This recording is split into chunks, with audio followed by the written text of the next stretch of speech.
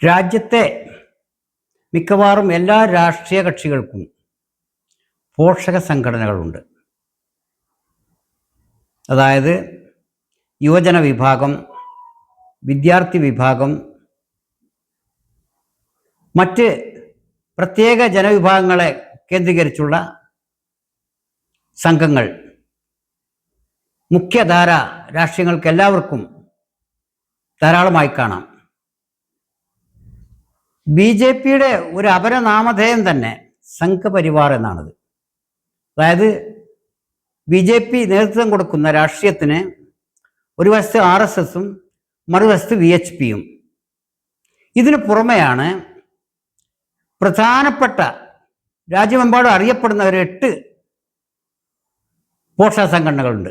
Fringe groups എന്ന് പറയാം. അവയെ ഫ്രിഞ്ച് ഗ്രൂപ്പ് എന്നും റാഡിക്കൽസ് എന്നും എക്സ്ട്രീമിസ്റ്റ്സ് എന്നും ചിലർ വിശേഷിപ്പിക്കാറുണ്ടെങ്കിലും അവരെല്ലാം സംഘ കുടുംബത്തിലെ അംഗങ്ങളാണ്. അവരെയെല്ലാം ചേർത്താണ് സംഘപരിവാർ, സംഘകുടുംബം എന്നവർ അഭിസംബോധന ചെയ്യുന്നത് എന്ന് കാണാം. ഏതായാലും ഓരോ രാഷ്ട്രീയ പാർട്ടിയും രാജ്യത്തെ പാർലമെന്ററി വ്യവസ്ഥയനുസരിച്ച് മത്സരിക്കുകയും അധികാരത്തിലേറുകയും ചെയ്യുന്ന രാഷ്ട്രീയ പാർട്ടികൾക്കൊക്കെ തന്നെയും രാഷ്ട്രത്തിൻ്റെ ഭരണഘടനക്കും മതേതര സ്ട്രക്ചറിനും നിരക്കുന്ന ചില ആശയങ്ങളുണ്ട്, പ്രത്യയശാസ്ത്രങ്ങളുണ്ട്. എന്നാൽ പലപ്പോഴും ഇത്തരം പാർട്ടികളുടെ പോഷക സംഘടനകൾ പലപ്പോഴും അത്തരം പ്രത്യയശാസ്ത്രങ്ങളോടുള്ള പ്രതിബദ്ധതയോ രാജ്യത്തിൻ്റെ സാംസ്കാരിക പൈതൃകങ്ങളോടുള്ള ബഹുമാനമോ രാജ്യത്തെ ജനങ്ങളുടെ സാംസ്കാരിക രീതികളോടുള്ള അനുകമ്പയോ കാണിക്കാറില്ല. പലപ്പോഴും ഇത്തരം സംഘടനകൾ, സഹസംഘടനകൾ തികച്ചും സാമൂഹ്യ വിരുദ്ധമായ പ്രവർത്തനങ്ങളിൽ ഏർപ്പെടുന്നതായും കാണാൻ കഴിയുന്നുണ്ട്. BJP അധികാരത്തിലെത്തിയതിനു ശേഷം അവരുടെ ഫ്രിഞ്ച് ഗ്രൂപ്പുകൾ ഏർപ്പെട്ടിട്ടുണ്ടായിട്ടുള്ള പല കോലാഹലങ്ങളും നാം കാണാറുണ്ട്.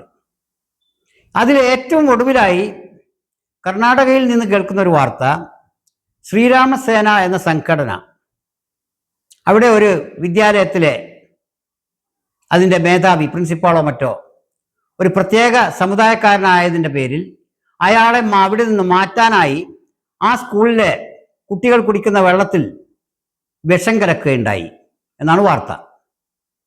3 പേരെ ശ്രീരാമസേനക്കാരെ പിടികൂടിയെന്നും കേൾക്കുന്നു. അതായത് കൊച്ചു കുട്ടികളുടെ വിദ്യാലയത്തിൽ അവരുടെ കുടിവെള്ളത്തിൽ വിഷം കലക്കുക എന്നുള്ളത് പ്രത്യയശാസ്ത്രപരമായോ സനാതന നിയമങ്ങളനുസരിച്ചോ ഒരു രാജ്യത്തിൻ്റെ എത്ര മോശമായ പൈതൃകമാണെങ്കിലും അതനുസരിച്ചോ സ്വീകാര്യമല്ല, അംഗീകരിക്കാനാവുന്ന കാര്യമല്ല. അതുകൊണ്ടാണ്, എന്നാൽ ഈ ഫ്രിഞ്ച് ഗ്രൂപ്പുകളുടെ അവകാശവാദങ്ങൾ കേട്ടാൽ അവർ ഒന്നുകിൽ രാജ്യത്തിൻ്റെ പരിപാവനമായ പുരാതന നിയമങ്ങളെ സംരക്ഷിക്കാനുള്ളവരാണെന്ന് കാണാം. അവരുടെ അവകാശവാദങ്ങൾ അങ്ങനെയാണ്. അതുപോലെ രാഷ്ട്രത്തിൻ്റെ അംഗീകൃത മേന്മകളെ, ജനാധിപത്യം പോലെയുള്ള കാര്യങ്ങളെ സംരക്ഷിച്ചു നിർത്താൻ വേണ്ടിയുള്ള പരിശ്രമത്തിലാണ് അവർ ഏർപ്പെടുന്നതാണ് അവരുടെ അവകാശവാദം. എങ്കിലും അവരുടെ പല പ്രവൃത്തികളും ജനാധിപത്യത്തിനോ സനാതന ധർമ്മത്തിനോ രാഷ്ട്രത്തിൻ്റെ സാംസ്കാരിക പാരമ്പര്യത്തിനോ പരിഷ്കൃത സമൂഹങ്ങളുടെ കൂടെ നിൽക്കാനുള്ള നമ്മുടെ മറ്റു കാര്യങ്ങൾക്കോ പരിഷ്കൃത സമൂഹം എന്ന് വിളിക്കാവുന്ന അവസ്ഥയിലുള്ള നമ്മുടെ രാജ്യത്തിൻ്റെ വ്യവസ്ഥിതികൾക്കോ നിരക്കുന്നതല്ല എന്ന് കാണാം. ഇവിടെയാണ് ഈ അടുത്ത കാലത്തായി ബജ്രംഗ് ദൾ വാർത്തയിൽ നിറയുകയുണ്ടായി. ഛത്തീസ്ഗഡിൽ 2 കന്യാസ്ത്രീകളെ മനുഷ്യക്കടത്ത് ആരോപിച്ചോ മതപരിവർത്തനം ആരോപിച്ചോ മറ്റോ തടഞ്ഞു നിർത്തി അവരെ ആക്ഷേപിക്കുന്നതും കയ്യേറ്റം ചെയ്യുന്നതും കാണാനിടയായി. അവർ ആരോപിക്കുന്ന തെറ്റുകൾ അവർ ചെയ്തിട്ടുണ്ടെങ്കിൽ തന്നെ ജനമധ്യത്തിൽ നടു റോട്ടിലിട്ട് പൊതുസ്ഥലത്ത് വെച്ച് ഒരു ജനക്കൂട്ടത്തിന് അവരെ കയ്യേറ്റം ചെയ്യാനോ അതിക്രമം കാണിക്കാനോ ഉള്ള അവകാശം ഏതായാലും ഇന്ത്യൻ കോൺസ്റ്റിറ്റ്യൂഷണൽ നിയമം അനുവദിക്കുന്നതല്ല എന്ന് കാണാം. മതപരിവർത്തനത്തെക്കുറിച്ചോ മനുഷ്യക്കടത്തിനെക്കുറിച്ചോ നമുക്ക് രാഷ്ട്രത്തിൻ്റെ നിയമങ്ങളുണ്ട്. ആ നിയമങ്ങളുടെ നടത്തിപ്പിനായിട്ടുള്ള നിയമവാഴ്ച ഉറപ്പുവരുത്താനുള്ള നമ്മുടെ എക്സിക്യൂട്ടീവുകളും പോലീസും പട്ടാളവും കോടതിയുണ്ട്. പക്ഷെ പൊതുജനം നടുറോട്ടിലിട്ട് നിയമം കയ്യിലെടുത്തിട്ട് ഇത്തരം കുറ്റവാളികളാണെങ്കിൽ തന്നെ കൈകാര്യം ചെയ്യാനുള്ള ആ ധാർഷ്ട്യം അതെങ്ങനെ ഉണ്ടാകുന്നു എന്ന് ചോദിച്ചാൽ അത് അധികാരത്തിലുള്ള രാഷ്ട്രീയ പാർട്ടികളുടെ അവർ കൊടുക്കുന്നതാണത്. VHPയുടെ യുവജന വിഭാഗമാണ് ബജ്രംഗ് ദൾ എന്ന പേരിൽ അറിയപ്പെടുന്നതെന്നാണ് പറയപ്പെടുന്നത്. അതേപോലെ ശ്രീരാമസേന, ഗൗരക്ഷക്സ്, മറ്റൊരു ഹിന്ദു യുവവാഹിനി, സനാതൻ സംസ്ഥ, കർണാടകയിൽ പല യുക്തിവാദികളെയും കൊല ചെയ്തതിൽ അവരുടെ പങ്ക് അറിയപ്പെടുന്ന പങ്ക് വഹിച്ചവരാണ് അവർ. അതിനു പുറമെയാണ് അഭിനവ് ഭാരത്, എല്ലാവർക്കും അറിയാവുന്നതുപോലെ നമ്മുടെ പ്രഗ്യാ സിംഗ് താക്കൂറിൻ്റെയൊക്കെ പങ്കാളിത്തം അതിലുള്ളത് നമുക്ക് കേട്ടിട്ടുണ്ട്. ദുർഗാവാഹിനി, ഇതെല്ലാത്തിനും പുറമെ 50-ലധികം ഇത്ര തന്നെ പ്രശസ്തരല്ലാത്ത അല്ലെങ്കിൽ കുപ്രസിദ്ധരല്ലാത്ത സംഘടനകളും സംഘ് കുടുംബത്തിൻ്റെ ഭാഗമായി ഉണ്ട് എന്ന് കേൾക്കുന്നു. ഇതൊക്കെ BJP എന്ന രാഷ്ട്രീയ കക്ഷിക്ക് അധികാരത്തിലേറാൻ ഒരുപക്ഷെ എന്നല്ല, തീർച്ചയായും ഈ വക ഫ്രിഞ്ച് ഗ്രൂപ്പുകളുടെ സഹായം നല്ല വേണ്ട വിധത്തിൽ ലഭിച്ചിട്ടുണ്ട് എന്നുള്ളതിന് സംശയമില്ല.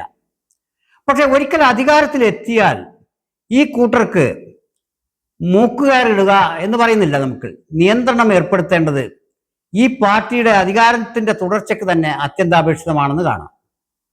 അതായത് ഒന്നുകൂടി വിശദീകരിച്ചാൽ BJP എന്ന രാഷ്ട്രീയ കക്ഷിക്ക് അധികാരത്തിലേറാൻ സഹായകമായി ഇത്തരം ഗ്രൂപ്പുകളെല്ലാം ഉണ്ട് എന്ന് തന്നെ പറയാം.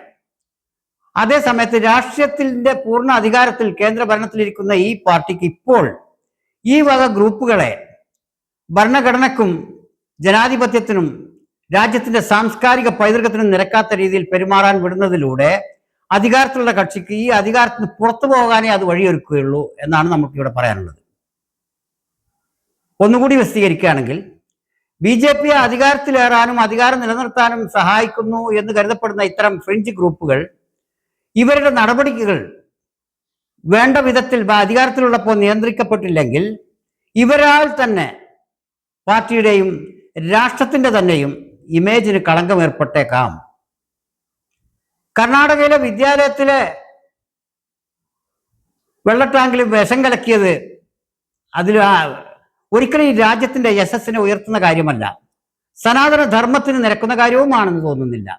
അധികാരത്തിലുള്ള പാർട്ടി കർണാടകയിൽ സംസ്ഥാന ഭരണം കോൺഗ്രസിനാണെങ്കിലും കേന്ദ്ര ഭരണത്തിലുള്ള BJPയുടെ പോഷക സംഘം തന്നെയാണല്ലോ, സംഘ കുടുംബാംഗം തന്നെയാണല്ലോ ശ്രീരാമസേന. അവരാണിത് ചെയ്തതെന്ന് പറയപ്പെടുന്നു.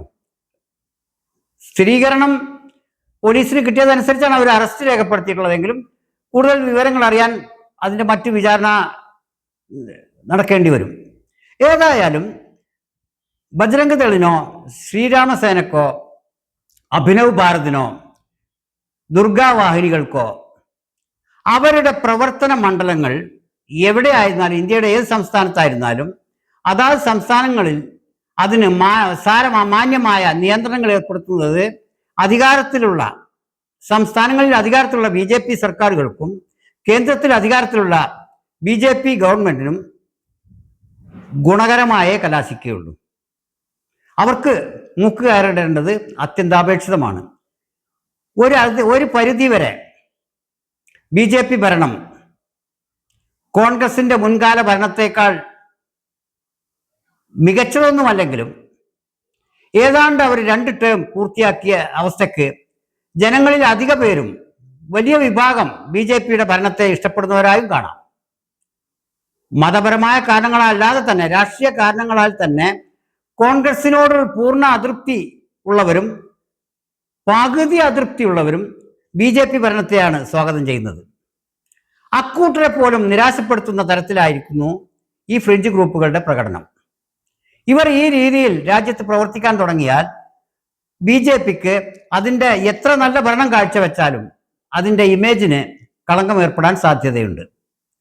മാത്രമല്ല വിദേശ രാജ്യങ്ങളിൽ പോലും ഇന്ത്യയെക്കുറിച്ചുള്ള ഇമേജ് വളരെ ഉയർന്നതായിരുന്നു ഒരു കാലത്തെങ്കിൽ ഈ അടുത്ത സമയത്തായി ഇത്തരം സംഘങ്ങൾ ചേർന്ന് അതിന് സാരമായ പോറലേൽപ്പിച്ചിട്ടുണ്ട് എന്ന് കാണാം. ഇതും അധികാരത്തിലുള്ള BJP സംഘ കുടുംബത്തിന് നേതൃത്വം നൽകുന്ന സംഘത്തലവന്മാർ, കുടുംബത്തലവന്മാർ ആലോചിക്കേണ്ട കാര്യമാണ്. ലോകത്തിലെ ഏറ്റവും വലിയ ജനാധിപത്യ രാജ്യത്തെ ഭരണത്തിന് നേതൃത്വം കൊടുക്കുന്ന ഒരു പാർട്ടിയാണ് BJP എന്ന് ഓർക്കണം. അത് അധികാരത്തിന് പുറത്തു നിൽക്കുമ്പോഴുള്ള അവസ്ഥയിലല്ല ഇന്നുള്ളത്. ഇന്ന് രാജ്യമെമ്പാടും ലോകമെമ്പാടും ആ പാർട്ടി ഇന്ത്യയെ പ്രതിനിധാനം ചെയ്യുന്നുണ്ട്. ഇന്ത്യക്കകത്തൊരു രാഷ്ട്രീയത്തെ പ്രതിനിധാനം ചെയ്യുന്നവരായിരുന്നു അവരെങ്കിൽ ഇന്ന് അധികാരത്തിലുള്ള സമയത്ത് അവർ ഇന്ത്യയെ പുറം രാജ്യങ്ങളിൽ പ്രതിനിധാനം ചെയ്യുന്നവരാണ്. ആ പാർട്ടിയുടെ ഘടകകക്ഷി എന്നാണ് അവരുടെ കുടുംബ അംഗങ്ങളായിട്ടുള്ള ഇത്തരം സംഘങ്ങളെ മനസ്സിലാക്കുക. ഇത്തരം സംഘങ്ങളുടെ മോശമായ പ്രവൃത്തികൾ, ഇമേജിന് നിരക്കാത്ത, സനാതന ധർമ്മത്തിന് നിരക്കാത്ത പ്രവർത്തനങ്ങൾ ഈ രാഷ്ട്രത്തെയും ഈ രാഷ്ട്രത്തിൻ്റെ സനാതന പാരമ്പര്യത്തെയും ഭരണകൂടത്തെയും സാരമായി ബാധിക്കും, ദോഷകരമായി ബാധിക്കും. ഇത് മനസ്സിലാക്കി കഴിയുന്ന വേഗത്തിൽ ഇതിനെതിരെ കർക്കശമായ നിലപാട് സ്വീകരിച്ച് ഇവരെ നിയന്ത്രിക്കണമെന്നേ നമ്മൾ ആവശ്യപ്പെടുന്നുള്ളൂ. ഇവരെ നിരോധിക്കണമെന്ന് നമുക്ക് അഭിപ്രായമില്ല. അതൊരു ജനാധിപത്യത്തിൽ നിൽക്കുന്ന കാര്യവുമല്ല. അവരുടെ എല്ലാ തരം നല്ല ജനാധിപത്യത്തിന്റെ ഫ്രെയിംവർക്കിനുള്ളിൽ നിന്നുകൊണ്ടുള്ള എല്ലാ പ്രവർത്തനങ്ങൾക്കും ഭരണകൂടം ഒത്താശ ചെയ്തു കൊള്ളട്ടെ.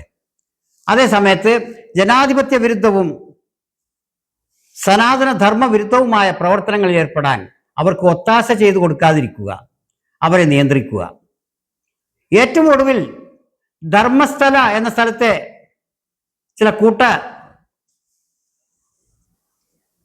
അപ്രത്യക്ഷമാലും കൊലകളെയും പറ്റി കേട്ടപ്പോൾ പോലും അതിലും ഈ ശ്രീരാമസേന അത് അന്വേഷിക്കരുതെന്നോ അതിൻ്റെ അന്വേഷണം മുന്നോട്ട് കൊണ്ടുപോകരുതെന്നോ അഭിപ്രായപ്പെട്ടതായി കണ്ടു. എത്ര ദയനീയമായൊരു അവസ്ഥയാണത്.